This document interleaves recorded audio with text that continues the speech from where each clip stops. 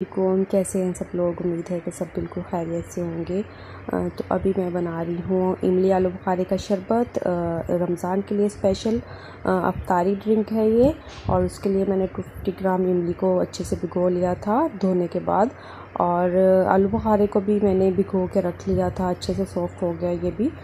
और साथ में 500 ग्राम चीनी है मेरे पास और 1 खाने का चम्मच सफ़ेद नमक।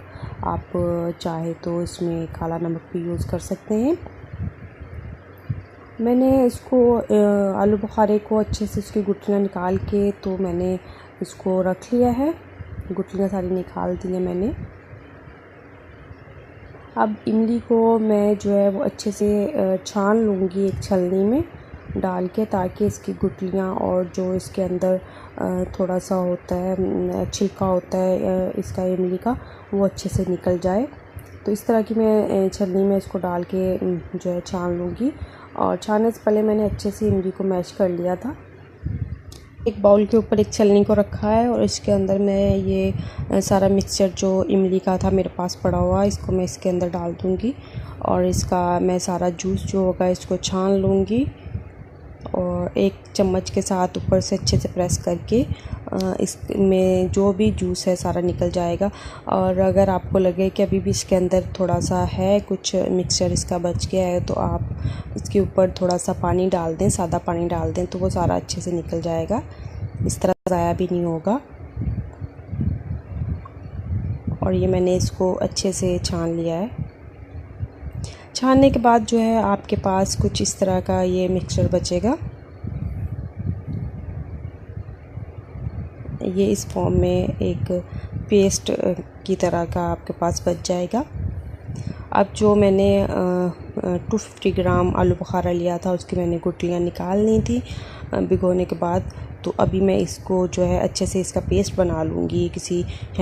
इसको हैंड ब्लेंडर में डाल के कर लें, किसी भी चीज़ में आप इसको ब्लेंड कर लें। और मैंने इसको ये अच्छे से ब्लेंड कर लिया है, और ताकि ये जो भी इसके प्लम्प से हैं वो ना रहें इसके अंदर।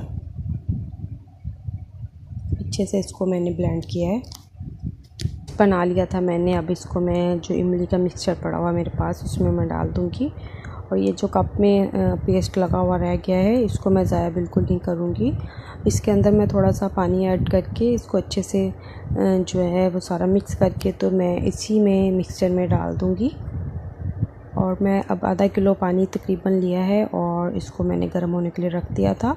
थोड़ा सा ये गर्म हो गया है तो इसके अंदर मैंने चीनी ऐड कर दी है। और चीनी डालने के बाद इसको मैं पकाऊंगी अच्छे से जब तक चीनी सारी इसके अंदर पानी में मिक्स हो जाए और पानी भी थोड़ा सा ना बॉयल होना स्टार्ट हो जाए।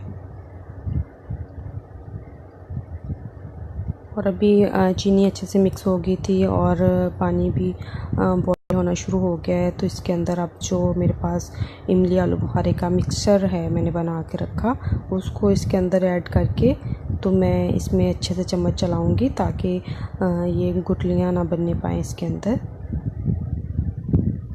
सारा मिक्सचर ऐड करने के बाद मैंने अच्छे से चम्मच इसके अंदर चलाया है ताकि कोई गुठली ना बने। और ये अच्छे से मिक्स हो गया है। अब इसको मैं थोड़ा हाई फ्लेम पे थोड़ी देर के लिए इसको मैं पकाऊंगी।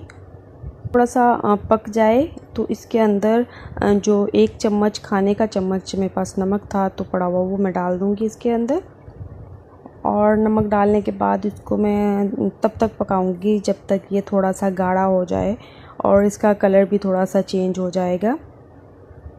तो इसको अभी मैं पकने के लिए छोड़ दूंगी थोड़ी देर के लिए। ये बहुत अच्छे से पक गया है और गाढ़ा भी हो गया है शरबत और इसका कलर भी थोड़ा सा चेंज हो गया है। तो अभी मैं इसको ठंडा कर लूँगी। दिखाने के लिए इसको 1 गिलास ठंडा किया है और इस तरह की बोतल मैंने ली है और इसको मैं बोतल के अंदर डाल लूँगी। आप सारा मिक्सर जब अच्छे से ठंडा हो जाए तब इसको बोतल के अंदर भरें, गर्म को मत भरें। तो मैंने दिखाने के लिए बस मैंने ये थोड़ा सा ठंडा किया था और इसको मैं बोतल में डाल लूँगी। और डाल के आप इसको कैप लगा के इसको आप स्टोर कर सकते हैं।